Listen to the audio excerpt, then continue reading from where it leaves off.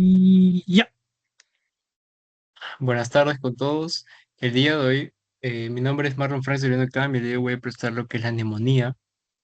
Este espacio viene gracias a el doctor Espinosa Colonia David Ronan, el cual es el director académico de Espacio Médico.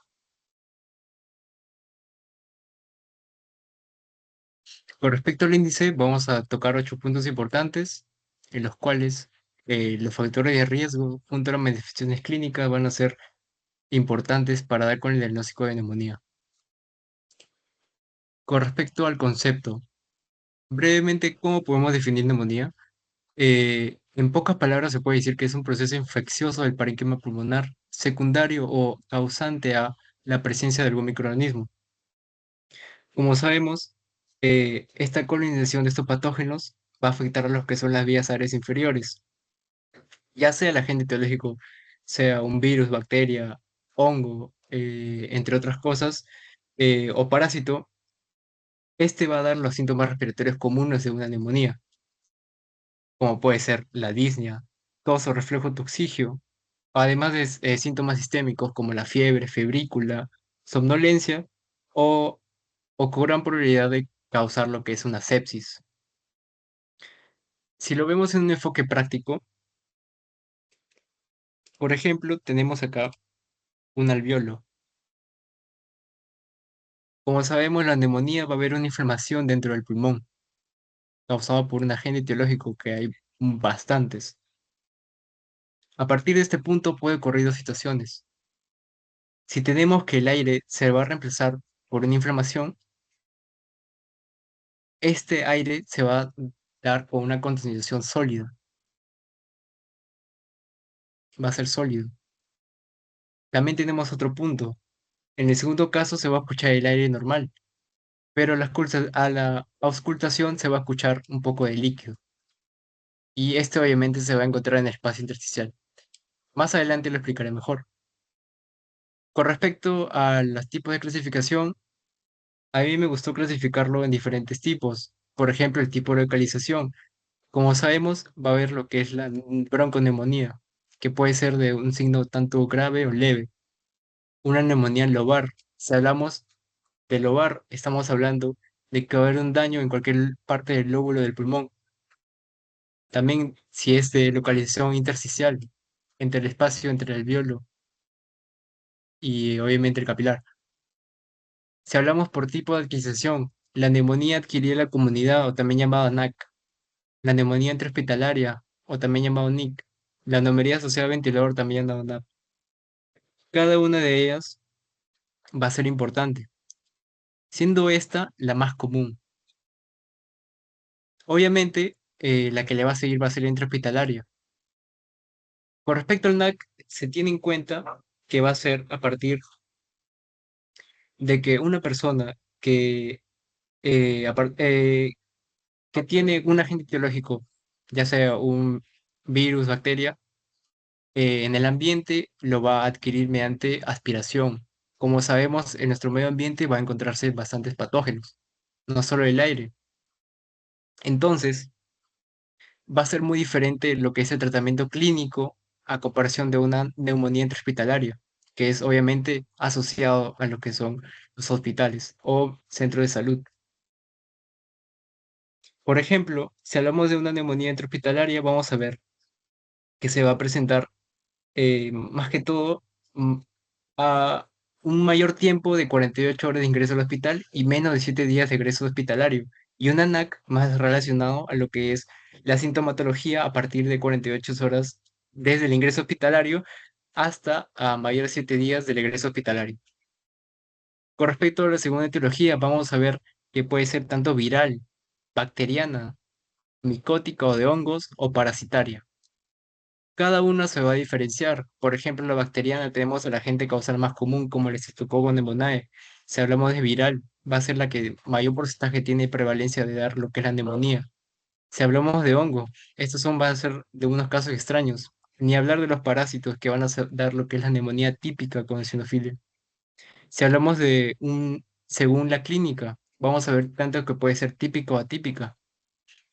Si hablamos de típica, no me refiero a los agentes histológicos comunes, más me refiero a la sintomología típica que se da en pacientes de neumonía.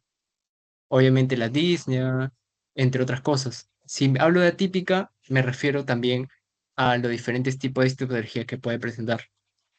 Entonces, la neumonía también va a ser una causa infecciosa más común de hospitalización y mortalidad y con una tasa de mortalidad cercana al 10%. Entonces, para ser un tipo de infección es demasiado alta.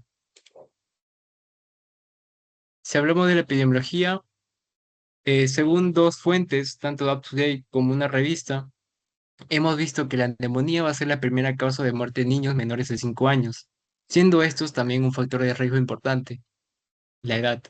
Según la OMS, más de 2,5 millones de muertes de personas al año se dan por neumonía. Y según el estudio de Global Disease, se ha reportado que 11 millones de casos prevalentes ha sido de infecciones del tracto respiratorio inferior, en las que se caracteriza obviamente la neumonía y la bronquiolitis. La incidencia global para adultos se ha dado que es mayor a 70 años, que fue de 155, 4 episodios por 1.000 adultos mayores a 70 años, al igual que son para niños de menores de 5 años, la incidencia fue de 107,7 episodios por 1.000 niños. Con respecto a los continentes, hemos visto que América del Sur, África, Norteamérica van a compartir algo en común, que es que normalmente el agente etario mayor, vendría a ser los adultos mayores de 70 años, van a ser los que han sido mayormente afectados, a comparación de Asia y Oceanía, en el cual los niños menores de 5 años tuvo mayor prevalencia, aproximada de 133 por 1.000 niños de años tenían neumonía. Con respecto en Asia, vamos a ver que los países de India, Bangladesh, Afganistán, Pakistán, dio muerte de NAC casi el 51%. Ni hablar de Estados Unidos, que las personas mayores de 65 años fueron casi 63% fue por muerte por NAC. Y en Europa igual, 20-30% son mayores de 65 años los que tienen neumonía. Con respecto a la epidemiología nacional, vamos a ver que 27.316 episodios de neumonía se han dado en el año 2024, dando así que 10 a 1 episodios por cada 10.000 menores de niños menores de 5 años, los cuales el 33,73% ha requerido hospitalización. Acá en el gráfico del Boletín Epidemiológico del año pasado en diciembre, nos muestra la evolución a partir del año 2021 hasta 2024. Como hemos visto, nuestro agente o factores de riesgo muy importante va a ser los niños menores de 5 años. En este caso, se ha visto que ha habido en aumento. Como se puede ver, el episodio de neumonía ha aumentado de 9.000 a casi 27.000 en 3 años. Y sin embargo, el año pasado hubo la mayor tasa de mortalidad de 9,5 y este año se redujo. Sin embargo, la hospitalización siempre ha ido de aumento. Algo que tiene en común es que ha habido el agente etiológico identificado, que es un tipo de neumococo, específicamente el Streptococcus pneumoniae, que en el año 2016, obviamente, el MINSA, para combatir esto, incorporó lo que es la vacuna contra el neumococo trivalente, a partir de los diferentes tipos de serotipos. Si no me equivoco, eran como 12. Con respecto a lo que es la etiología, vamos a ver que tanto para la neumonía adquirida en la comunidad como la neumonía adquirida en el hospital, vamos a ver que va a haber diferentes tipos de patógenos. En el caso del NAC, vamos a ver neumonía típica, siendo obviamente el estreptococcus pneumoniae el más común y también el más común en residencia en hogares de ancianos. Le sigue lo que es el Haemophilus influenza, la Klebsiella pneumoniae, el Staphylococcus aureus, entre otros. Si hablamos de virus, obviamente tenemos en cuenta el virus respiratorio sincitial, el virus de influenza, junto al virus de parainfluenza, los adenovirus que no son tan comunes, y obviamente la familia de Coronaviridae, como viene a ser el SARS-CoV-2. Si hablamos de neumonía típica, además de la bacteria, tenemos a los parásitos. Sin embargo, en un tratamiento ambulatorio, el más común va a ser lo que es el Mycoplasma pneumoniae.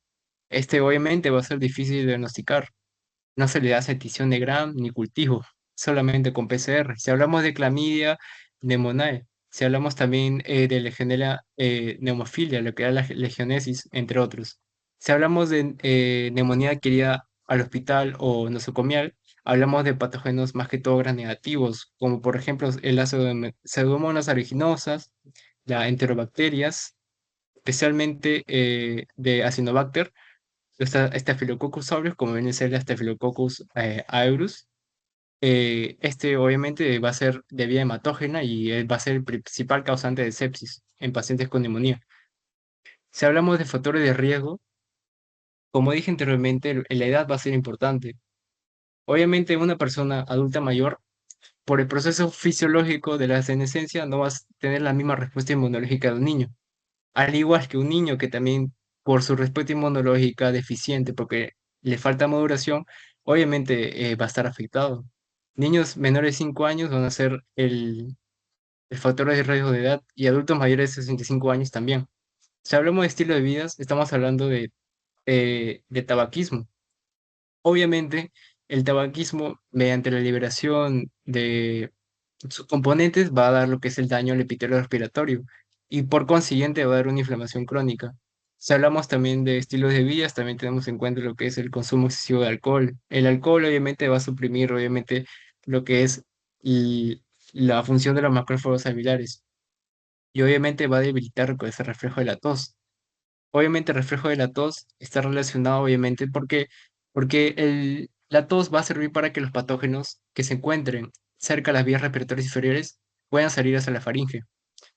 Este se da gracias a que, obviamente, en nuestro tracto respiratorio se van a encontrar receptores de la tos, los cuales viajan eh, hacia el centro o el núcleo del tracto solitario, específicamente el centro de la tos, dando así el movimiento de los músculos y posteriormente la tos. Si hablamos también de otro estilo de vida, puede ser lo que es la mala higiene. El incremento de carga microbiana en la microbiota de la faringe va a ser importante. Si hablamos de malnutrición, también va a estar relacionado con la debilitación de lo que es el sistema inmunitario o también lo que es la mayor susceptibilidad al daño alveolar. Si hablamos de comorbilidades crónicas, nos vamos a dar cuenta que el EPOC también está muy relacionado con la neumonía. Obviamente, un daño estructural que hace el EPOC va a dar una mayor acumulación de moco y por lo tanto estos pacientes que presentan EPOC también pueden presentar neumonía. Pacientes con diabetes mellitus que presentan hiperglucemia también, obviamente por el proceso que no se conoce, va a dar lo que es la disminución de glóbulos blancos. Las enfermedades cardiovasculares, como por ejemplo la hipertensión arterial, también las enfermedades crónicas hepáticas o también el síndrome de respiratorio agudo, el cual obviamente va a causar inflamación y posteriormente daño alveolar. Si hablamos de procesos invasivos, hablamos también de lo que son las intubaciones endotracleares, la cirugía toracoabdominal, lo que es las sondas nasogástricas, y los cuales los agentes etiológicos más comunes acá obviamente van a ser el Staphylococcus aureus y la Pseudomonas aeruginosa. Si hablamos de inmunosuprimidos, vamos a hablar obviamente de personas que usan esteroides de largo plazo. Estos a lo largo van a disminuir lo que es la actividad de las células inmunitarias. Además, obviamente los pacientes que usan quimioterapia para el cáncer, esta va a también dañar lo que son la provisión de los glóbulos blancos. Si hablamos de patogenia, vamos a darnos cuenta de que la neumonía, especialmente la NAC, va a ser la más común. Por diferentes tipos de adquisición de la enfermedad, ya sea por microaspiraciones, siendo los agentes más comunes, por ejemplo, el Streptococcus pneumoniae o la Haemophilus influenza. Si hablamos de inhalatorio, el Mycoplasma pneumoniae, Legionella o los virus. Si hablamos de vía hematógena, el Staphylococcus aureus. Si hablamos de continuidad, estamos hablando de Pseudomonas aeruginosa. A partir de la alteración de la homeostasis normal que tenemos en los pulmones, va a resultar obviamente la sintomatología como la tos, la disnea. Obviamente, estos patógenos que van a entrar y posteriormente van a ser detectados por diferentes eh, tipos, por ejemplo, el macrófago alveolar que tenemos por respuesta innata, entre otras cosas, este va a ser expuesto y posteriormente nuestro alveolo, al secretar diferentes tipos, vamos a ver, como por ejemplo, interleuquinas, si hablamos también de una respuesta a largo plazo, lo que son las inmunoglobulinas, o también obviamente el reclutamiento de neutrófilos para combatirlos. Con respecto a los recientes avances, obviamente se creía anteriormente que lo que es la vía respiratoria inferior estaba estéril. Sin embargo, nos hemos dado cuenta de que a partir de las microaspiraciones o la exposición continua a la microbiota, ha hecho que obviamente lo que son las vías respiratorias inferiores ya no se crea estéril. Por diferentes mecanismos hemos visto que obviamente nuestro cuerpo va a ser muy sabio y va a saber defendernos de esto, ya sea por la acción mucociliar o por los mismos macrófagos alveolares residentes ahí. Sin embargo, ¿qué ocurre cuando hay una alteración?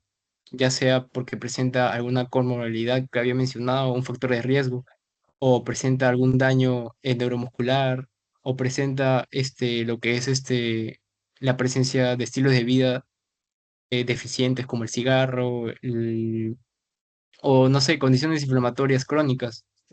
Obviamente van a estar muy relacionadas con la respuesta que va a dar nuestro cuerpo. Por ejemplo, la tos va a estar deficiente.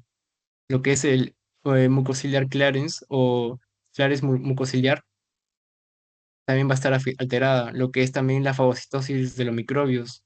Además de obviamente, la respuesta inmune que tiene nuestro propio cuerpo, también va a ser alterada. El último punto acerca de la microbiota, más que todo, esta normalmente va a dar una baja de nutrientes, como la falta de lo que es la fuente de carbono, el cual bastantes patógenos lo utilizan. Y posteriormente, a causa de esto, obviamente va a impedir lo que es el crecimiento bacteriano. También lo que me pareció interesante es que, por ejemplo, los que son los neumocitos tipos que secretan el surfactante a partir de, obviamente, de sus cuerpos familiares, va también a inhibir lo que es el crecimiento microbiano. Con respecto a esta parte, vamos a ver que vamos a encontrar diferentes tipos de células basales, células cúbicas. Pero ¿cómo comienza esto? Más o menos tiene un comienzo mediante las vías respiratorias superiores, porque van a haber patógenos que se van a añadir a esto y obviamente van a colonizarlo y obviamente posteriormente van a infectarlo. Una vez la nasofaringe, las bacterias, obviamente van a querer escapar de la mucosidad y obviamente se van a querer ir al epitelio. La infección que producen estas bacterias van a afectar obviamente a la defensa de nuestro cuerpo. Y si, por ejemplo, nosotros hemos estado expuestos anteriormente a un microorganismo, obviamente vamos a tener más susceptibilidad al contrario lo que es la neumonía. Por ejemplo, las bacterias presentes en las vías superiores que había comentado, como por ejemplo es el Staphylococcus aureus o también el Staphylococcus epidermidis, se van a unir a los que son los receptores NOT. Estos se van a unir a los que son los nucleótidos y van a aumentar la resistencia a la neumonía a través de los NOT2. Y obviamente esta liberación va a dar la liberación de otros factores estimulantes de colonias, como puede ser la colonia de granulocitos o macrófagos. Una vez va bajando y va colonizando, vamos a ver que obviamente nosotros vamos a hacer una respuesta inmunológica. A partir, para erradicar obviamente el patógeno vivo, vamos a dar lo que es una acción proinflamatoria, como una protección innata que tenemos. Obviamente, la barrera respiratoria va a estar compuesto por células que se ven acá, tanto las células ciliadas, en las cúbicas, y el epitelio respiratorio obviamente va a producir lo que es una barrera compuesta y robusta de diferentes productos de secreción. Por ejemplo, están los glicocálices o también proteínas que no permiten la unión intracelular. Una vez se tiene la presencia de bacterias y virus, las células epiteliales obviamente se van a activar mediante los receptores que van a percibir lo que son los PAMs, como pueden ser los receptores tipo TOL. Estos receptores tipo TOL, especialmente uno que conozco es el NLPR3, va a activar a lo que es el factor de nuclear de capa beta. Y esto obviamente va a tener una activación proinflamatoria. Si hablamos obviamente de interleuquinas, la interleuquina 17 y 22 van a mediar lo que es la protección durante la neumonía, que obviamente va a estar activado gracias a las células epiteliales. Por ejemplo, la interleuquina 17 va a estar relacionado con la secreción de proteínas antimicrobianas o también las quimiosinas CXS, que obviamente estas van a desencadenar lo que es el reclutamiento de neutrófilos, como obviamente una respuesta inmune innata. Si hablamos de interleuquina 22, obviamente esta va, al percibir el daño, va a querer dar lo que es la reparación. Entonces, va más que todo proliferar el epitelio celular dañado. Si hablamos de los macrófagos alveolares residentes, estos, como dicen, van a residir obviamente en la superficie de las vías respiratorias inferiores y obviamente van a querer matar a los diferentes patógenos que se encuentren. También nos hablan sobre células linfoide innatas, especialmente la célula linfoide 3, el cual esta tiene una función protectora en neumonía porque esta es la encargada de secretar las interleuquinas 17 y 22. Y obviamente cuando las células inmunitarias residentes no logran eliminar los patógenos que se encuentran, se van a activar mecanismos para atraer a células adicionales. Los neutrófilos obviamente van a ser los más importantes. Además de la formación de NET, van a liberar lo que son las elastasas, proteínas 3, capsaicina G, lactoferrina, entre otros, los cuales van a ayudar obviamente a la degradación de patógenos. Si hablamos de manifestaciones clínicas, vamos a ver tanto ver manifestaciones típicas de neumonías típicas como neumonías atípicas. Obviamente, si hablamos de neumonías típicas, vamos a ver signos y síntomas pulmonares de inicio brusco, todos con expectoración purulenta debido, obviamente, a la inflamación del exudado, o herrumbrosa, que es más que todo relacionado a lo que son los neumococos. Si hablamos de fiebre, obviamente, un cuadro febril que va a superar el 38 grados también es típico de una neumonía típica. También el dolor costal, la disnea y la taquipnea. Obviamente el cuerpo va a querer lo que es reducir los daños, por lo tanto va a aumentar lo que es la respiración. Si hablamos de auscultación, obviamente lo más característico que se va a hablar va a ser los crépitos asociados a soplo tubárico, también la presencia de murmullos vesiculares disminuidos, las matides o vibraciones vocales incrementadas. Este tipo de ocultación va a estar muy relacionado con neumonía típica, a comparación de neumonía típica que vamos a ver que van a observarse subcrépitos bilaterales. Algo que me olvidé comentar es que la neumonía típica obviamente va a estar relacionado más que todo al daño a solamente un pulmón, unilateralmente. En cambio, la típica va a ser bilateral. A la radiografía, obviamente, va a haber una concentración lobar o segmentaria bien definida, con un patrón, lo que se conoce patrón alveolar. En cambio, una anemia típica va a dar un comienzo gradual, lento, tos seca sin esputo, febrícula, disnea leve, y la radiografía obviamente se va a ver infiltrados intersticiales difusos, y no hay consolidaciones bien definidas. Si se acuerdan cuando hablé la primera parte de los dos mecanismos que puede llevar, con respecto a la consolidación lobar, estos van a causar lo que son los síntomas de ocultación, o se puede decir, o estos cambios de ocultación a soplos tubáricos. Si hablamos de concepción no bien definidas, hablamos de la parte líquida que había comentado. Obviamente está muy relacionado con los subcrépitos. Si hablamos de signos de sistemas sistémicos, la neumonía típica no va a presentar mucho, malestar general, debilidad, sudoración. Pero la neumonía típica sí. Esta va a presentar lo que son dolores de cabeza, mialgias, artralgias, fatiga extrema, y obviamente va a ser la encargada de dar las manifestaciones extrapulmonares, como viene a ser la faringitis, dolor abdominal, diarrea, erupciones cutáneas, hasta también la sepsis. Acá nos hablan sobre, más que todo, las asociadas a NAC, disculpen, sobre la neumonía adquirida en la comunidad. Más que todo, los síntomas respiratorios, junto a los signos respiratorios, como viene a ser la hipoxemia, va a dar lo que es un síntoma clínico positivo a lo que es la neumonía. Si hablamos de manifestaciones clínicas, también vamos a ver que va a haber diferentes tipos de fases. A partir de lo que es la congestión o edema, que es la primera fase que se va a dar a partir del primero o segundo día, como sabemos, la inflamación ya sea por factores liberados como la histamina, va a haber mayor permeabilidad y vasodilatación. A haber una extravasación al líquido, al espacio intersticial de un, no sé, un líquido proteinoso, se va a ver lo que es el exudado. Obviamente los capilares alveolares van a estar dilatados y el espacio alveolar va a presentarse con líquido y bacterias. Los síntomas obviamente van a ser la tos seca, la fiebre y la radiografía. En esta fase, la única radiografía que se va a ver es una opacidad leve. Más adelante vamos a ver que se va a ver más consolidado. Si hablamos de una hepatización roja a partir del segundo a cuarto día, vamos a ver que los neutrófilos, al querer fagocitar o al querer ayudar, más que todo, porque no fagocitan, ayudan a lo que es la respuesta inmune, van a dar el daño capilar. Este daño capilar obviamente va a hacer que los glóbulos rojos que se encuentran en los capilares se salgan. Entonces los alvéolos van a estar llenos de eritrocitos, neutrófilos. Y obviamente por eso va a dar lo que es la apariencia sólida y rojiza, que se va a parecer al hígado. Por eso se le llama hepatización roja. Esto va a presentar síntomas como tos productiva con esputo herrumbroso o el color salmón, o también lo que es el dolor pleurótico. Y la radiografía se va a ver una consolidación.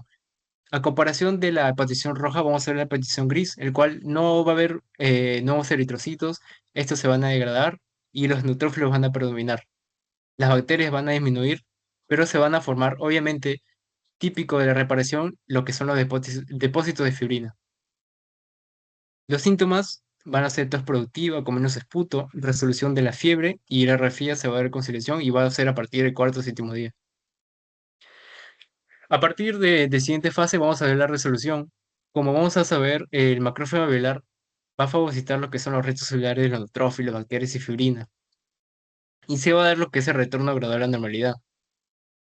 Más que todo, esta fase se va a caracterizar porque a partir de un daño tan severo que ha ocurrido gracias a la neumonía, nuestro cuerpo siempre va a querer repararlo. A partir de el octavo o tercera semana se va a dar esta fase. Los síntomas obviamente van a ser, va a ser menor los síntomas que va a presentar de una neumonía, además de que la radiografía se va a ver una disminución gradual de la consolidación. Si hablamos del diagnóstico, hablamos de tanto la parte de NAC como NAP o NIC. Con respecto a la neumonía adquirida en la comunidad, si el paciente es ambulatorio, obviamente no se realizar pruebas de forma de rutina. En cambio, si está hospitalizado, va a darse lo que es la Tison Gram. Normalmente, para el diagnóstico del agente etiológico no se tiene en cuenta. Normalmente lo que hacen en los hospitales es dar lo que es el tratamiento empírico. ¿Por qué? Porque normalmente los pacientes tienen sintomatología grave y no van a esperar a que me digan cuál agente etiológico es. Por eso, las pruebas realmente no son muy eficaces, se puede decir, porque estas van a demorar con el tiempo. Obviamente, una prueba de antígeno urinario para neumococo legionela va a ser importante, un cultivo de esputo o una tinción gram para saber si es una gram positiva o gram negativa puede ayudar tal vez al diagnóstico. Si hablamos de pacientes en UCI, tanto si están mecánicamente ventilados o no, una tinción gram junto a un cultivo de esputo, un hemocultivo y además de un hisopado faríngeo de un MARSA o también un estafilococcus aureus resistente a meticiclina va a ser importante.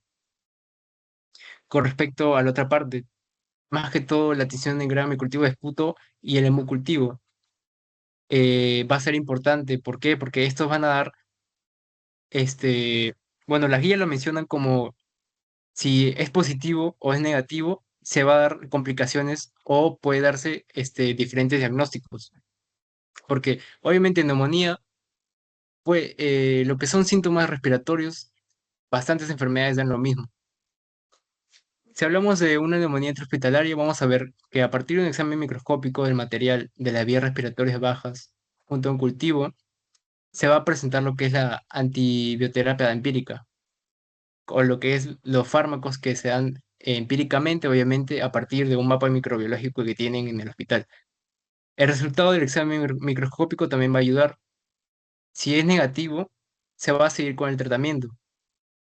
Con respecto a los resultados de los cultivos, si se ha visto una mejora clínica a partir de 48 a 72 horas, Si el tratamiento ha sido positivo, sin embargo, se hace un cultivo. Y si el resultado del cultivo ha sido positivo, es posible disminuir la intensidad de la antibioterapia y continuar la antibioterapia hasta mínimo 7 días. Si es un resultado negativo, a partir de ello, va a continuar la antibioterapia hasta 7 días en total. Sin embargo, si la mejora clínica no se da y se da un resultado cultivo de positivo de algún patógeno, van a ajustar esta terapia. Si hablamos de un resultado negativo, obviamente vamos a querer buscar otros patógenos o complicaciones que puede tener para llegar al diagnóstico. Si hablamos de diagnóstico, vamos a ver índices o estadios, los cuales nos pueden ayudar para el manejo del NAC.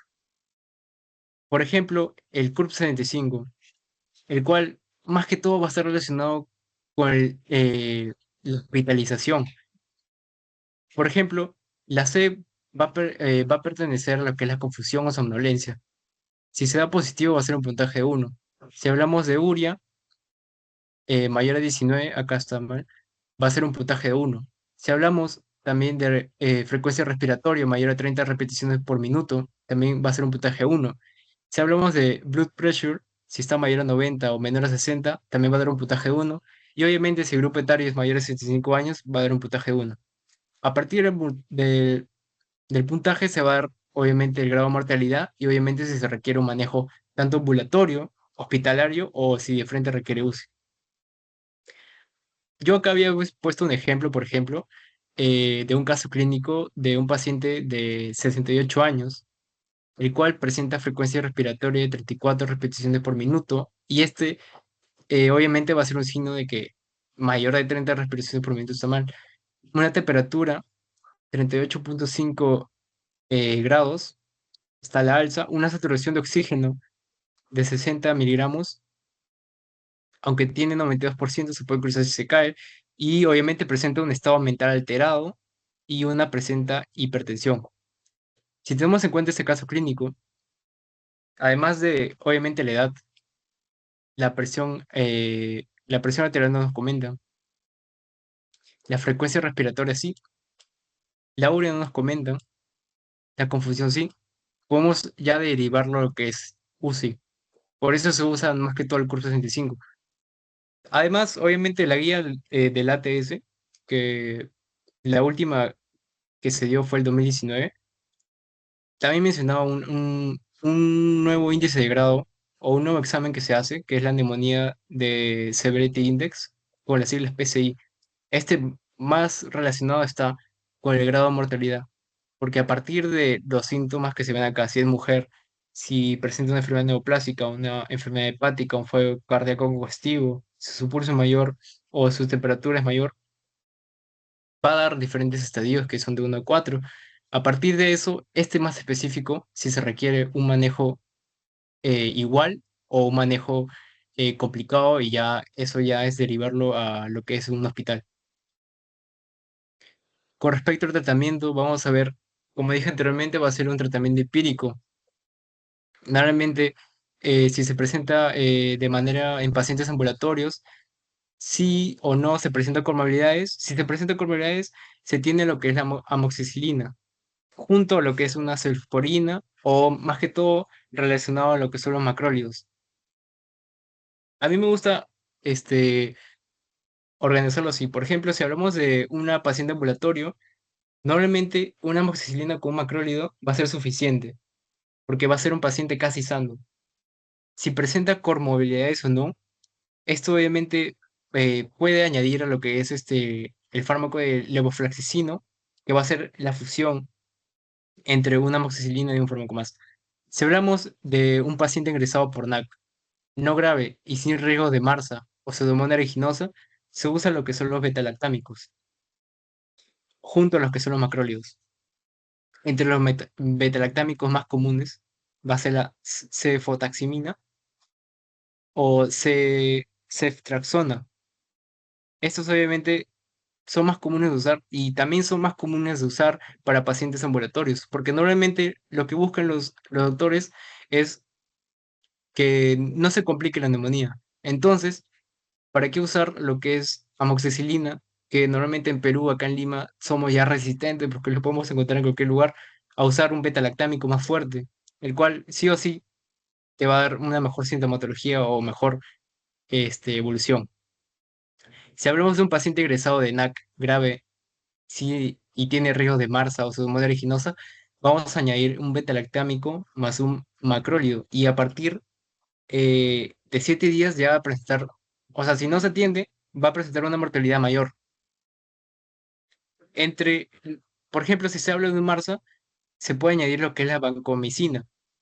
Si hablamos de pseudomonas aeruginosa, el piperacilina con letasobactam. Acá se ve un cuadro más resumido. Obviamente dependiendo si tiene comorbilidades o no, o si presenta riesgos de MARSA o pseudomonas aeruginosa. Con respecto al tratamiento para una neumonía nosocomial, más que todo se usa lo que son el acetrononam y el cefepime, el cual es a partir de 12 horas o 6 horas, obviamente cada uno con su dosis, van a ser los que más se usan para estos pacientes. Obviamente, estos obviamente van a tener sus complicaciones, si se da en mayor o disminución de aumento. Bueno, en esta parte vamos a hablar de preguntas. Si ve, acá encontré un caso clínico de un diabético de 55 años que acude al centro de salud porque desde hace una semana presenta fiebre, malestar general y tos exigente. Al examen físico, bueno, el examen físico se presenta lo que es la presión arterial de 90 a 60 miligramos de mercurio, una frecuencia cardíaca de 120, una frecuencia respiratoria eh, de 30, una temperatura de 38,3 y una saturación de oxígeno baja. Y dice que se expulsan los extractores en ambos campos pulmonares. Si tenemos en cuenta la parte de acá de un paciente diabético, ya tenemos un punto. Si dice que presenta fiebre, malestar general, estamos hablando de lo que es el sistema sensorio. Si hablamos de estas, que el examen físico se encontró una presión arterial un poco normal, pero la frecuencia respiratoria está casi al límite, una saturación de oxígeno baja, pero sobre todo nos dice que se ocultan extractores y que en la radiografía de tórax se ve una condición lobar, estamos hablando ya de una neumonía típica. Obviamente, ¿cuál es la conducta más apropiada? Nos dicen si puede ser indicar un tratamiento a domicilio, obviamente no, porque estamos en un centro de salud. Normalmente lo que hacen los centros de salud es derivar al hospital. En ese caso, admitir para observación e iniciar tratamiento no va a ser tampoco lo ideal.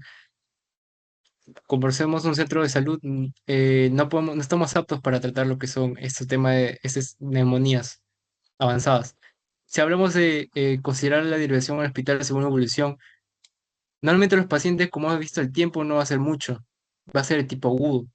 Y si no se tratan los síntomas, obviamente el paciente puede presentar complicaciones, entonces tampoco puede ser. Lo único que puede ser es referencia para tratamiento hospitalario. Otro caso clínico es a partir de un varón de 20 años sin antecedentes presenta un cuadro de febrícula, los artromialgias, tos seca persistente y astenia. En el último mes, sus dos hermanos de 9 y 16 años han presentado consecutivamente el cuadro similar. Lo más importante acá va a ser la radiografía de tórax, un infiltrado intersticial bivasal. Específicamente, si nos hablan de un intersticial bivasal, vamos a hablar obviamente de lo que es una neumonía típica. Obviamente, esta va a ser, a comparación de una neumonía típica, va a ser univasal o solamente un parte del lóbulo va a estar afectado. En cambio, nos dicen también de un infiltrado intersticial. Eso también es importante porque la radiografía de tórax en una neumonía típica vamos a ver un infiltrado más que todo alveolar. Entonces nos pregunta, ¿cuál es el agente etiológico más probable en ese caso? Como dije, normalmente en una neumonía típica, el más común va a ser el Mycoplasma pneumoniae. El otro caso clínico es acerca de un varón de 53 años que acude porque desde hace 4 días presenta tos con expectoración erumbrosa o también el famoso color de salmón. Luego es purulenta y que presenta una fiebre de 38 grados. disnea moderada, y que el examen se presenta a temperatura de 38, soplo tubárico, de los cuatro tipos de soplos. Esta se va a sonar como pelotas. En el base de mi tórax izquierdo, una saturación de oxígeno 90. Nos pregunta cuáles antibióticos son de primera elección. Con respecto a la tos con expectoración errumbrosa, este es un signo típico de lo que es un neumococo. Me olvidé mencionar de que obviamente, más que todo, la palabra errumbrosa se va a referir, por ejemplo, a... le pongo un caso. Tienen un chupetín de sabor a fresa. Ustedes lo comen, lo mastican. Obviamente, para ver el color que tiene, abren su boca. Y al abrir su boca, si se ven al espejo, le va a ver un color como rosado, un poco como el color salmón. Ese va a ser lo que es un tos con expectoración errumbrosa. Y obviamente es el único síntoma que presenta el neumococo. Si hablamos también del soplo tubárico en base al emisor izquierdo, este también va a ser muy común en una neumonía. El soplo tubárico, de los cuatro tipos de soplo que existen, esto va a ser como piedras o cornetas, y que más que todo, el neumococo le va a gustar eh, consolidarse en lo que es un lóbulo. Y obviamente puede ser por una complicación. Un neumococo o también la neumonía por neumococo se puede dar a partir de una influenza. Se puede dar también a partir de un EPOC. Se puede dar también a partir de un VIH, entre otros. Con respecto al antibiótico que se puede usar para una neumonía de este tipo, no nos dice nada acerca de si está hospitalizado. Además de que no se usa estos fármacos para neumonía, el único que es la cefalosporina tercera versión junto a los macrólidos. Si nos hablan sobre la neumonía adquirida de la comunidad y los criterios del CURP 65, y nos dicen que requieren unidades de cuidados intensivos, también llamado UCI, más que todo la puntuación, como se puede ver acá, si es mayor a 3 se va a dar un ingreso a UCI. Si es 2, se va a dar lo que es un tratamiento hospitalario. Si es de 0 a 1, va a ser un tratamiento ambulatorio. Entonces, la única respuesta acá puede ser la 3. Si hablamos acá de un varón de 70 años, el cual estuvo sano en los últimos 3 meses y viene a consulta porque hace 3 días presenta fiebre y presenta escalofríos, tos productiva y expectoración purulenta. Realmente estos síntomas pueden ser por bastantes causas, no solo de neumonía, pero no dicen que el paciente ha estado sano. También nos dice que, obviamente, los pulmones se va a escuchar crepitantes en el tercio medio de mi tórax izquierdo y roncos en ambos hemitórax. Entonces, a partir de acá ya podemos considerar una neumonía. Porque como dije, normalmente los síntomas respiratorios comunes va a ser obviamente una fiebre, una disnea, si hay tos o una expectoración purulenta.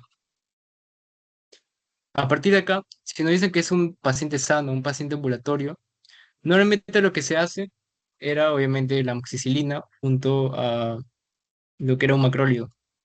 Sin embargo, acá me juntaban lo que era amoxicilina con el ácido clavulánico. Entonces no podemos tomarlo en cuenta. El clatrimicina tampoco. La moxifloxacina tampoco. Cefuroxacina tampoco. El único que puede ser a partir de un caso de neumonía de este tipo va a ser la cefotaximina. Si me hubieran dicho acá que presentaba macrólidos, esta sería la respuesta, pero no. Con respecto a la última pregunta que nos dicen sobre la relación correcta entre gérmenes que producen neumonía y la vía de infección, normalmente lo que se hace, o lo que había comentado, era dividir en microaspiraciones, lo que es también vía hematógena, lo que era también la parte inhalatoria, o también lo que es la contiguidad. En la parte de microaspiraciones vamos a ver que los patógenos más comunes va a ser el Streptococcus pneumoniae y la Haemophilus influenza. Si hablamos de vía hematógena, el Staphylococcus aureus o en todo caso una Pseudomonas aeruginosa. Si hablamos de vía inhalatoria, vamos a hablar de Mycoplasma pneumoniae, una legionela o también de un virus. Si hablamos de continuidad, el único puede ser una Pseudomonas aeruginosa. En este caso, uno dice Legionela pneumófila con vía hematógena, no puede ser.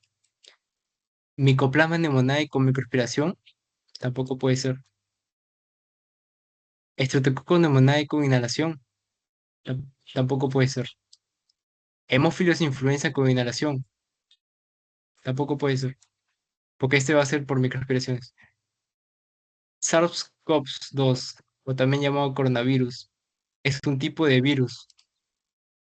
El único que puede, un virus, el único vía que puede dar va a ser por inhalación. Entonces la respuesta sería esta. Y yo creo que eso sería todo. Gracias.